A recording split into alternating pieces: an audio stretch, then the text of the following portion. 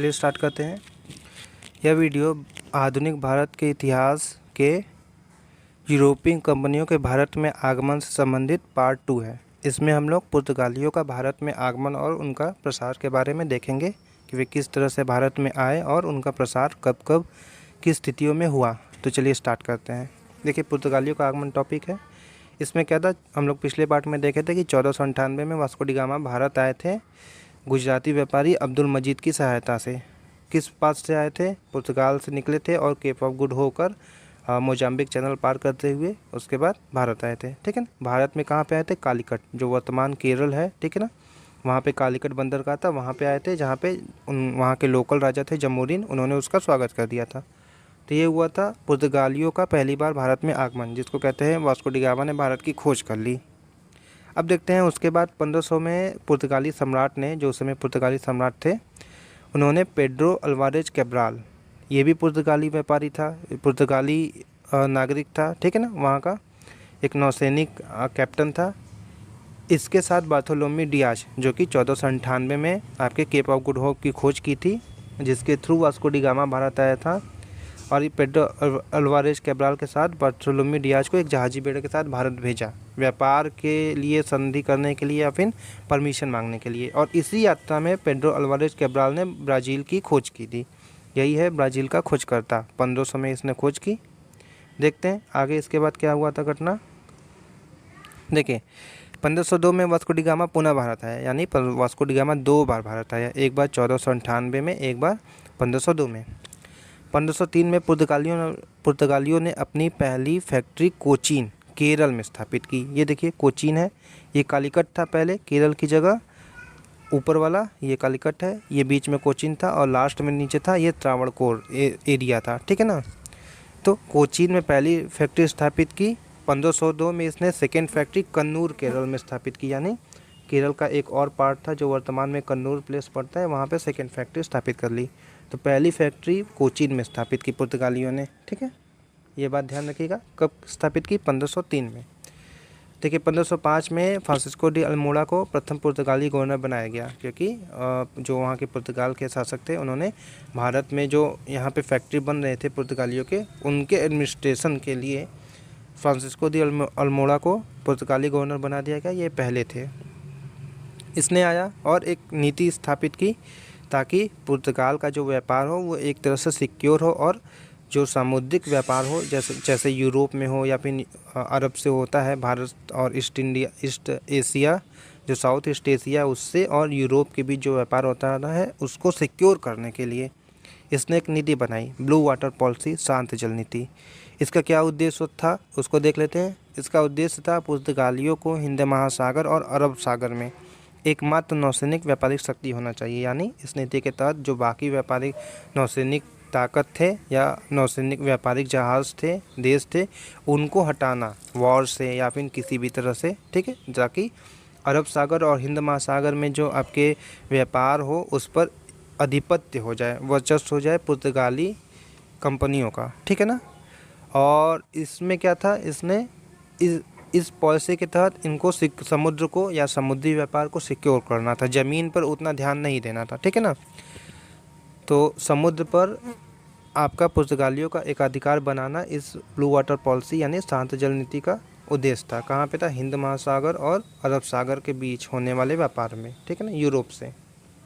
इसके बाद आता है, देखिए, पुर्तगालियों ने इंडिया से व्यापार करने के लिए इस्तादो द इंडिया नाम की कंपनी की स्थापना की थी। ये क्या था? एक सरकारी कंपनी थी, क्योंकि पुर्तगालियों ने वहाँ के प्राइवेट कंपनी और बाकी देशों को, जो यूरोप के देश थे, उनके कंपनियों को भी रोकने के लिए बहुत सारे प्रयास किए थे भारत आने से। तो ये एक सरकारी कंपनी थी, जैसे ईस्ट इंडिया कंपनी थी, ठीक है, प्राइवेट कंपनी थी, वैसे ही ये सरकारी कंपनी थी। व्यापार करने के लिए भारत से पुर्तगाली वहाँ के शासक ने बनाया था। देखिए, 1508 में अब हुआ अल्मेड़ा का चौल का युद्ध हुआ। किसके साथ हुआ? जो गुजरात के शासक थे, 3 इसमें थे। गुजरात के शासक थे, मिस्र के मामलूक थे और ये अरबी थे, ठीक है ना, 3। और ये नौसेना युद्ध था। नौसेना युद्ध क्या था? देखिए, यहाँ पे महाराष्ट्र के निकट एक चौल नामक स्थान है, ठीक है।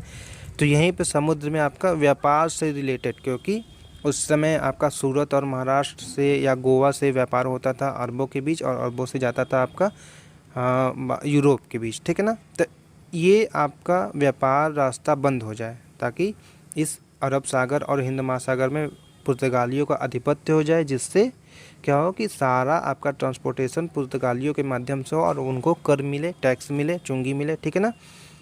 और वो अपने पॉलिसी उस बेसिस पे लागू कर सके भारत के व्यापार पर, ठीक है ना, जिससे उनको पूरी तरीके से बेनिफिट मिले। ये ऑप्शन था। तो यहाँ पे टकराव हो गया, जो चौल के युद्ध में आपका एक वॉर में तब्दील हो गया, जिसमें क्या था, अल्मेड़ा हार गया 1508 में। लेकिन 1509 में उसने फिर से गुजरात, मिस्र और अरबों की संयुक्त समुद्री से बेड़े को हरा दिया, ठीक है।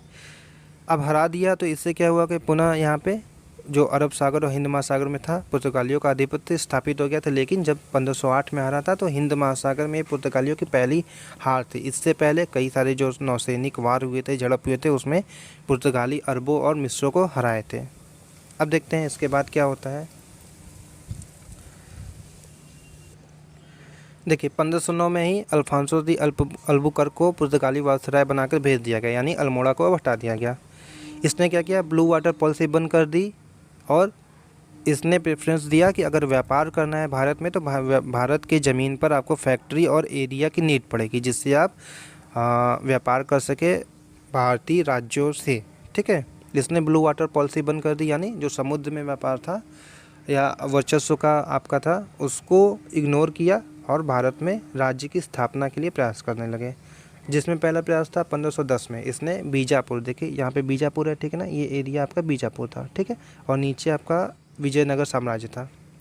तो बीजापुर के शासक यूसुफ आदिल शाह से गोवा जीतकर उस पर आधिपत्य कर लिया। देखिए ये है आपका गोवा, ठीक है ना, ये गोवा है। प्रमुख बंदरगाह था बीजापुर के आपके उसमें आता है, साउथ महाराष्ट्र जो आता है बीजापुर के क्षेत्र में आता था। यहाँ पे शासन था यूसुफ आदिल शाह का, मुस्लिम शासक था। और इनसे पुर्तगाली जो वायसराय था अल्फांसो दी अल्बुकर्क, इसने वार के थ्रू पुर्तगाल जीत लिया, छीन लिया बीजापुर से, और इस एरिया में उसने अपना पुर्तगाली शासन स्थापित कर दिया। क्या बेनिफिट हुआ, ये एक बंदरगाह था, तो जो बीजापुर या फिर इस एरिया से जितने भी व्यापार होते थे तो जब एक्सपोर्ट होंगे तो वहाँ पे टैक्स लगेगा।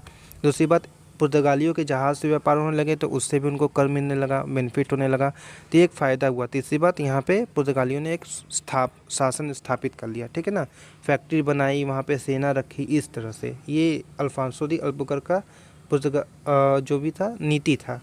इसलिए गोवा जीता, इसलिए क्योंकि यहाँ पे इसने फैक्ट्री, शासन स्थापित की, सेना को किला बनाया, इसलिए अल्बुकर्क को भारत में पुर्तगाली साम्राज्य का वास्तविक संस्थापक, या इसको बोलते हैं पहला क्या वास्तविक संस्थापक है, जो अब आपको शासन को स्थापित कर दे शुरुआती रूप में, उसको ही बोलते हैं वास्तविक संस्थापक। और जो अल्मेड़ा था उसने सिर्फ समुद्र पे ही ध्यान दिया।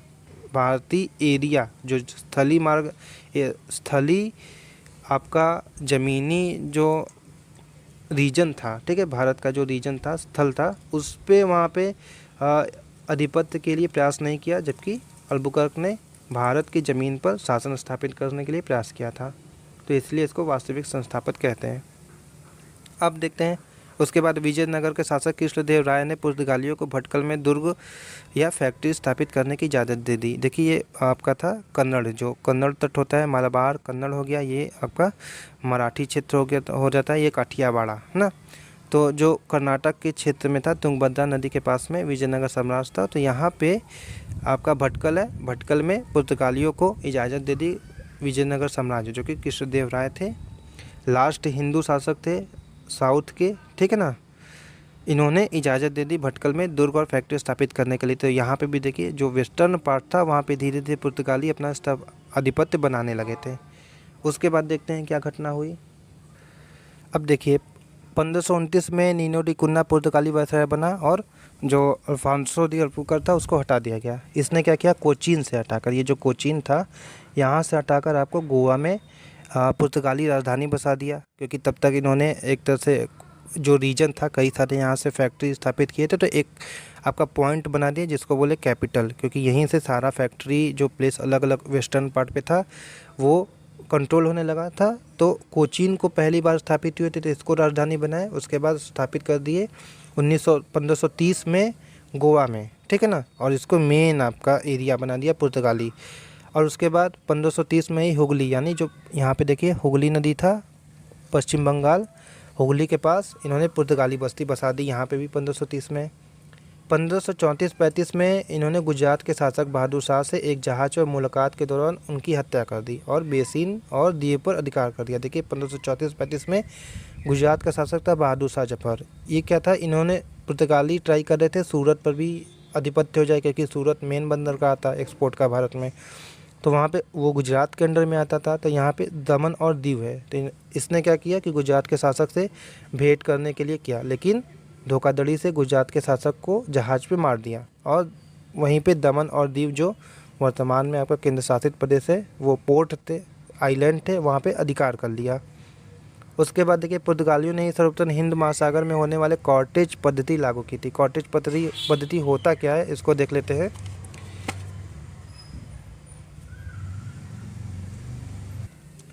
देखिए कॉर्टेज पद्धति ये था कि हिंद महासागर से होने वाले व्यापार पर, समुद्री व्यापार पर परमिट और कर व्यवस्था, यानी पुर्तगालियों ने कहा कि अगर आपको समुद्र में, क्योंकि उस समय उन्होंने अरब सागर हिंद महासागर में आपका वर्चस्व स्थापित कर लिया था, तो इन्होंने एक व्यवस्था स्थापित की कि अगर आप अपने जहाज़ पे जो व्यापारी हैं या जो राज्य है व्यापार करना चाहते हैं, तो उसमें आपको पुर्तगालियों के जो गवर्नर थे या फिर शासक थे उनसे परमिट लेना पड़ेगा और कर देना पड़ेगा, ताकि वो लोग समुद्री व्यापार में आपको लूट मार न करे और सिक्योरली तरीके से जहाज़ को पहुंचाने में मदद करे। ठीक है ना।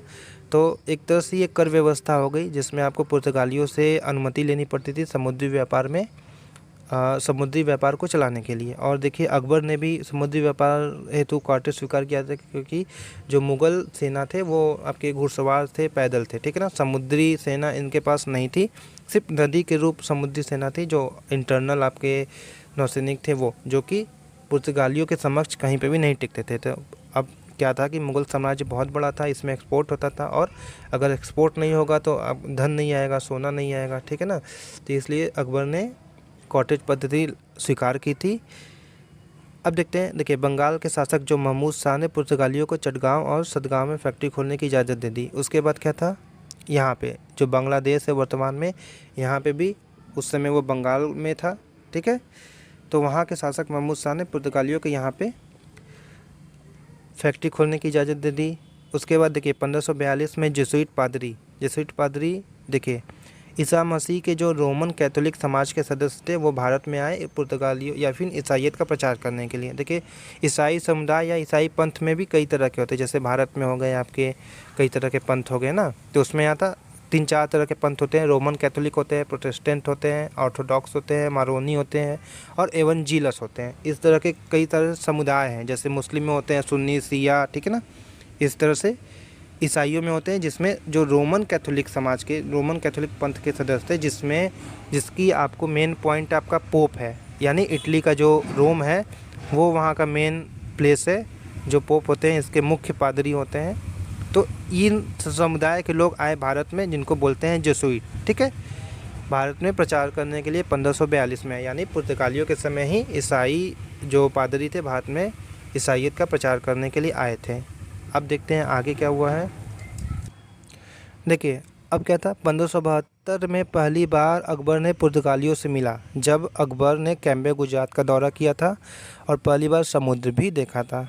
क्या था, देखिए जब 1572 के पहले अकबर भारत के अलग अलग देशों में राज्य की स्थापना कर रहा था, तो उस समय क्या था, जो उनकी राजधानी थी फतेहपुर सीकरी या आगरा के पास, वहाँ के कुछ जो मिर्ज़ा थे, कौन मिर्ज़ा थे, जैसे अफ़गानी हो गए। ठीक है ना। जो बाबर के समय के आए हुए थे, अमीर थे, इन्होंने विद्रोह किया था। जब वापस अकबर ने आगरा में वापस आए तो इन्होंने भागकर गुजरात में शरण ले ली, और गुजरात ने क्या किया, इन लोग को सबक सिखाने के लिए गुजरात पर आक्रमण कर दिया। एक और रीजन था जिसकी वजह से अकबर ने गुजरात पर आक्रमण किया। क्या रीजन था, हुमायूं ने गुजरात पर शासन किया था कुछ समय के लिए। ठीक है ना, जीता था, इस आधार पर कि वो मुग़ल साम्राज्य का अंग है। अकबर ने गुजरात पर आक्रमण कर दिया और वहाँ पे जीत लिया। ठीक है ना। जब जीता तो उस समय वो जाके सूरत के पास कैम्बे जो खम्बायत है वहाँ पर इन्होंने पुर्तगालियों से मिला। ठीक है ना। पुर्तगाली ही इनसे आकर मिले थे, इन्होंने भी पुर्तगालियों से मिला और उसी समय कहते हैं कि अकबर ने पहली बार समुद्र भी देखा था। तो 1572 में अकबर ने पुर्तगालियों से मिला, इम्पॉर्टेंट टॉपिक है। अब देखते हैं 1578 में गोवा के वायसराय के दूत एंटोनियो कैब्रल ने मुगल दरबार का दौरा किया, ठीक है ना। अब क्या कहते हैं, पुर्तगाली मुगल दरबार में रियायत के लिए, छूट के लिए, भारत में व्यापार के लिए कि अलग अलग जगह फैक्ट्री स्थापित कर लें, एंटोनियो कैब्रल अपना दूत बना के भेज दिए, ठीक है। उसके बाद क्या था, अकबर ने गोवा के अधिकारियों को पत्र लिखकर 2 विद्वान पादरी की मांग की। क्यों पादरी की मांग थी? देखिए, फतेहपुर सीकरी में एक इबादत खाना बनाया था अकबर ने, जिसको बोलते हैं उपासना कक्ष, ठीक है।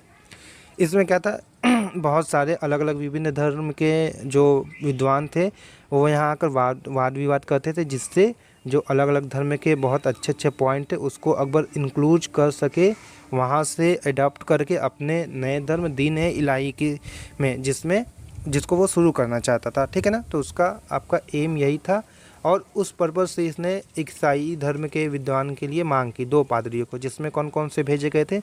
एक था रोडक्लफो एक्वाविव और एंटोनियो मॉन्सेरेट, इसको बोलते हैं फादर मॉन्सेरेट, और ये था मुगल दरबार में जाने वाला प्रथम पादरी, सेकंड ये था, ठीक है ना। तो ये पॉइंट वाइज इसलिए बताया जा रहा है कि प्रश्न में ऐसे ही आते हैं कि पहला पादरी कौन था जाने वाला, पहला आपका ये वायसराय का दूत कौन था, इस तरह से, ठीक है ना। तो अकबर ने मांगा था 2 विद्वान पादरी ईसाई लोक में, जिसमें रोडक्लफो एक्वाविव और एंटोनियो मॉन्सेरेट, जिसको फादर मॉन्सेरेट के नाम से भी जाना जाता है। इसका आपका वो भी है, कब्र भी है गोवा में। अब देखते हैं इसके बाद क्या हुआ। चलिए देखते हैं, अकबर ने 1601 में सलीम जहांगीर, जो उसका बेटा था, के विरुद्ध गोवा में पुर्तगाली सहायता प्राप्त हेतु दूध बेचा। यानी जब 1601 में सलीम ने अकबर से विद्रोह करके साउथ में आपका आ गया था, ठीक है, भाग के यहाँ पे शरण ली थी, तो उस समय गोवा से पुर्तगाली सहायता प्राप्त हेतु कि आपके एरिया में अगर सलीम जाए तो आप उसको गिरफ्तार करें, उसे सौंपे अकबर को, ठीक है ना। इस वजह से पुर्तगालियों से सहायता प्राप्त की पत्र लिखकर, ठीक है ना।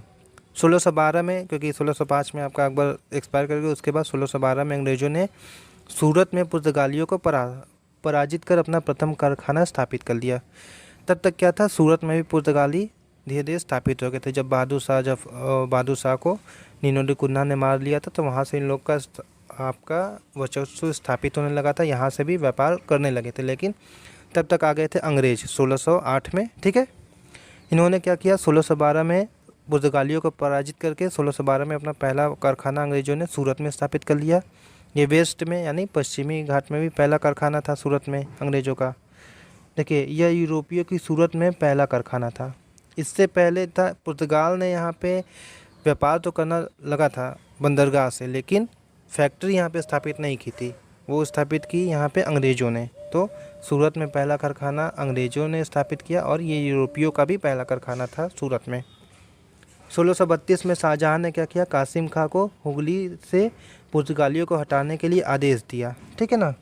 जो कासिम खां कौन था, उस समय बंगाल का सूबेदार, मुगल शासन में सूबेदार होते थे, ठीक है ना, जो सेना के सर्वोच्च अधिकारी प्रांत के होते थे, और उन्हें वहाँ से हटा दिया गया। क्यों हटा दिया गया? जब आपके अकबर ने पुर्तगाल से मांगा था सहायता, तो इस वजह से आपका सलीम थोड़ा सा उसे क्रुद्ध भी कहते हैं, हो सकता है, और कई सारे लोकल रीजन था, क्योंकि पुर्तगाल यहाँ पे आप टैक्स नहीं देते थे थोड़ा सा, ठीक है ना।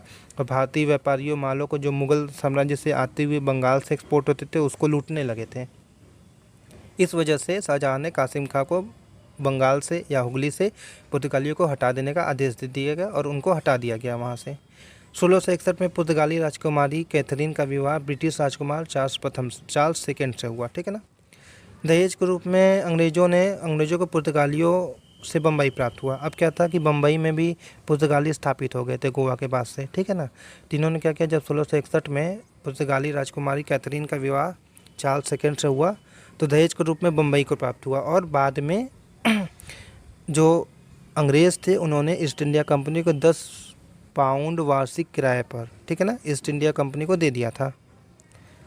अब देखते हैं उसके बाद पुर्तगालियों के आगमन से भारत में क्या क्या प्रारंभ हुआ। देखिए, तंबाकू आया सबसे पहले, प्रिंटिंग प्रेस भी पुर्तगालियों ने लाया, जहाज़ निर्माण की कला भी यानी समुद्री जहाज़ निर्माण की कला भी भारत में आया, और उसकी फैक्ट्री जो बंदरगाह पे जहाज़ निर्माण होने लगे वेस्टर्न टाइप में, वो भी पुर्तगाल के आने के बाद स्टार्ट हुआ। आलू आया, टमाटर आया, गोथिक शैली आया, जो यूरोप में गोथिक शैली होती है जिसमें तिकोना आपका मीनार होता था और ऊंची ऊंची मीनारें होती हैं, वो शैली हम लोग आर्ट एंड कल्चर वाले में देखेंगे।